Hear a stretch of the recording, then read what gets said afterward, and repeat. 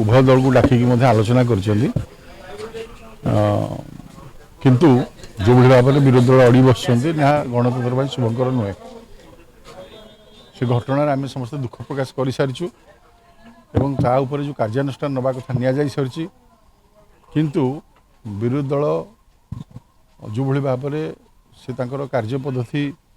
प्रदर्शन कर निश्चित भाव में विधानसभा इतिहास में गोटे कलंक हो बजेट अधिवेशन चलती गुरुत्वपूर्ण अधिवेशन चली जो अधिवेशन रे राज्य सरकार 3,10,000 कोटी टंकार बजेट को राज्यवासी उद्देश्य रे समर्पित हम विभिन्न विभाग को अर्थ गले सरकार विभिन्न विभाग में काम आरंभ हम किंतु ओडिशार विकास रे प्रतिबंधक सृष्टि कर विरोधी दल जहाँ अत्यंत दुर्भाग्यजनक विषय कौन से आधार नहीं आम घटनार दुख प्रकाश कर सारीचु से अनुसार कार्यानुष्ठान नि सारी जहाँ कार्यानुष्ठान ना कथा शेष पर्यंत पहुँचीचु स्वास्थ्य मंत्री इस्तीफा देले समाधान हेनी जदि विगत 24 वर्ष से व्यवस्था को परिवर्तन करते